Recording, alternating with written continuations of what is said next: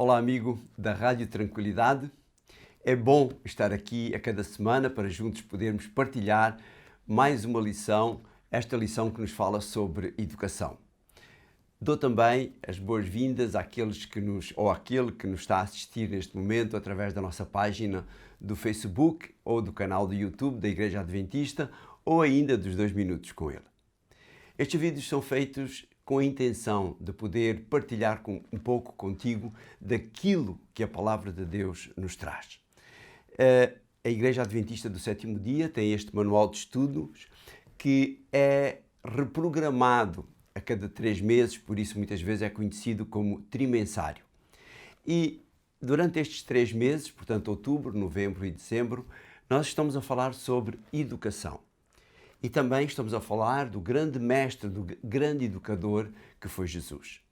Esta semana nós iremos falar sobre educação e redenção. É a nossa lição número 8 e ainda teremos outros assuntos para tratar até ao final deste ano. Espero que possas usufruir e quem sabe partilhares com os teus amigos os vídeos do YouTube ou os vídeos do Facebook. Quando nós olhamos para a Bíblia, nós encontramos nela uma história. É a história da humanidade contada desde a sua origem, a criação feita por Deus, mas depois a história de um povo, de uma nação, a nação de Israel, a descendência de Abraão. Mas no fundo, essa história também é a minha história e a tua história. A história de uma relação que foi preparada para correr bem, mas que nem sempre foi assim. Eu costumo dizer muitas vezes que quando uma relação corre mal, normalmente a culpa é das duas partes. Mas nesta história, a história que as Sagradas Escrituras nos mostram, a culpa é sempre da humanidade. Deus é o mesmo ontem, hoje e eternamente. O autor da lição também compara esta relação à relação de um professor com os seus alunos. Mesmo que o professor se esforce, invente esquemas de ensino, torne as aulas mais atrativas, se os alunos não se aplicarem, eles acabam por chumbar. Mas por falar nisso, fica aqui a minha homenagem à minha amiga Sónia Moreira, que ganhou o prémio de melhor professora de Portugal pela sua criatividade, pela sua inventividade de que nós falávamos aqui. Voltando ao que nós dizíamos antes, mesmo que os alunos não se apliquem o suficiente, muitas vezes o professor continua, ele não desiste dos seus alunos, ele ama aquilo que faz e não desiste dos seus alunos. E aqueles que o ouvem, aqueles que prestam atenção, aqueles que seguem o seu exemplo, eles acabam por aprender e passar também. A história bíblica é um convite a cada ser humano para que conheça Deus e possa compreender a sua vontade para cada um de nós. A Bíblia diz que o ser humano foi criado à imagem de Deus. O que é que isso significa? Será que isso é em termos físicos? Será que é em termos intelectuais? Será que é em termos espirituais? Eu acredito que quando o texto de Gênesis, no capítulo 1 e no versículo 26, diz que Deus disse: façamos o ser humano à nossa imagem e semelhança. Ele estava a colocar no ser humano um pouco da maioria das suas características, ou do seu caráter, como queiramos.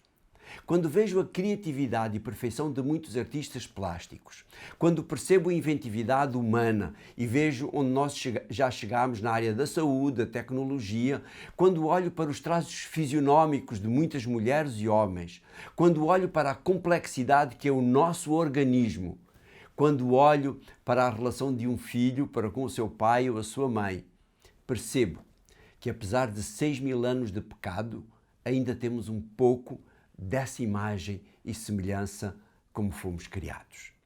Foi esta semelhança com o divino que Jesus veio manifestar enquanto ser humano.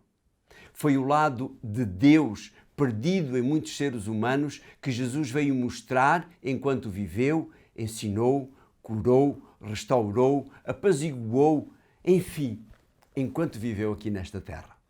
Isaías, no capítulo 11 e no versículo 2, diz que, e falando a respeito de Jesus, porque Isaías é o chamado Evangelho do Velho Testamento, sobre ele repousará o Espírito do Senhor, espírito de sabedoria e conhecimento, espírito de conselho e valentia, espírito de conhecimento e de respeito pelo Senhor. Foi isso que fez de Jesus o professor, o mestre, o rabi que era. Como dizem os que o ouviam, ele ensinava com autoridade. Ele ia buscar o seu conhecimento à verdadeira fonte da sabedoria.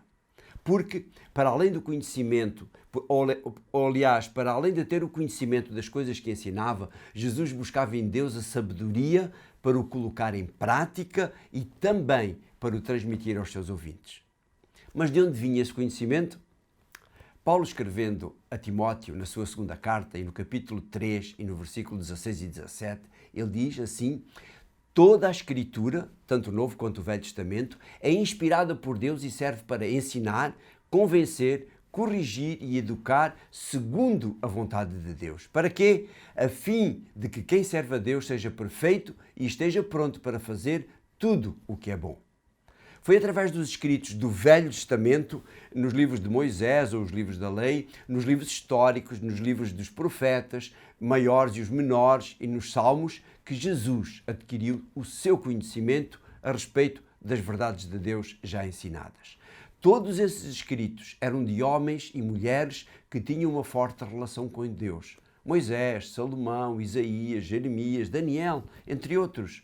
Homens que colocaram em risco a sua própria vida, muitas vezes, para servir a Deus.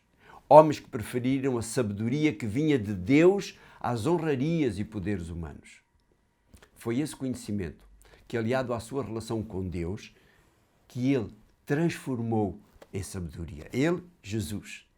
Ao contrário de Jesus, os doutores da lei e os escribas tinham o conhecimento, mas não tinham a verdadeira sabedoria. Porquê? Porque eles não compreendiam o espírito da lei. Era essa combinação de conhecimento e sabedoria que permitia que Jesus ensinasse através de parábolas, ensinasse nas sinagogas, ensinasse as multidões, ensinasse em particular e também, muitas vezes, responder e deixar sem resposta àqueles que o provocavam. A nós hoje chegam os mesmos ensinos disponíveis a Jesus, acrescidos agora dos seus ensinos também e ainda daqueles que conviveram com ele ou foram chamados por ele.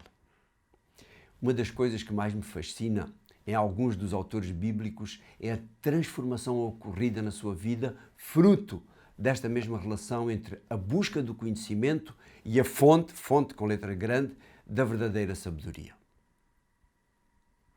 Um exemplo disso é o truculento João, que se transforma no apóstolo do amor. Outro exemplo é Paulo, um perseguidor fanático dos seguidores de Jesus, transformado no segundo maior professor do Novo Testamento. Logicamente que o primeiro é Jesus. Estas mudanças só podem ter ocorrido através da entrega destas pessoas e pela ação do Consolador prometido por Jesus. Esse Consolador, ou Paracletos, como se chama em grego, é também identificado como o professor, o guia ou o advogado. Jesus prometeu esse continuador do seu ministério educacional junto dos apóstolos através do Espírito Santo. Ele diz em João no capítulo 14, no versículo 16, e eu pedirei ao Pai para vos enviar um outro Consolador, ou um advogado, ou defensor, que esteja sempre convosco. Foi através dele que Paulo exerceu o seu ministério nas igrejas que fundou, quer no norte da África, quer na Ásia Menor, ou na Europa até. Foi através dele que Paulo continuou a educar mesmo à distância, educando essas igrejas através das cartas que escreveu e que chegam até nós para a nossa educação também. Já no final da lição, na lição de sexta-feira, o autor diz que o motivo por que os cristãos estavam sempre a aprender, ou estão sempre a aprender, não é apenas a curiosidade intelectual ou o desejo de dominar o conhecimento, mas antes, para que a vida e a fé cristãs possam permear todos os cantos da sua vida cotidiana. Sim, prezado amigo, a fonte de todo o conhecimento e sabedoria continua disponível. Sim, temos à nossa disposição tudo o que esteve à disposição daqueles que foram a fonte de conhecimento para Jesus, para os seus discípulos, para os apóstolos e ainda aquilo que eles nos deixaram a nós. Temos à nossa disposição o Paracletos prometido por Jesus. Mas não adianta ter tudo isso à nossa disposição se, por exemplo, quando temos uma dor de cabeça e temos o paracetamol na gaveta à nossa disposição e não o tomamos, o que acontece? Continuamos com dor de cabeça. Sim, o Espírito Santo, Jesus e o Pai estão à nossa disposição, à nossa espera, para que possamos recorrer a eles para obter a verdadeira sabedoria, a sabedoria vivificadora, que nos pode ajudar a levar, portanto, e levá-la a outros também. Cabe a cada um de nós estender a mão. Cabe a cada um de nós ir a Deus, pois Ele está ansioso para fazer de nós, de cada um de nós, mestres semelhantes aos de que falamos. Vai a Deus. Vamos a Deus. Pai nosso que estás nos céus, obrigado por tudo aquilo que nos deixastes. Obrigado porque estás à nossa disposição. Obrigado porque nos dás o Consolador. Obrigado porque Tu queres ajudar-nos. Ajuda-nos a procurar cada dia mais o verdadeiro conhecimento e a verdadeira sabedoria que vem na Tua Palavra. Foi bom estar contigo. Foi bom partilhar esta lição contigo. E para a semana encontramos-nos novamente aqui para estudar mais uma lição. E a lição da semana que vem, a lição número 9, fala-nos sobre a Igreja e a educação. Vamos encontrar-nos aqui para esta semana e convido-te mais uma vez a que partilhes estes vídeos ou então esta mensagem e a informação da Rádio Tranquilidade com os teus amigos também. Um abraço e até lá.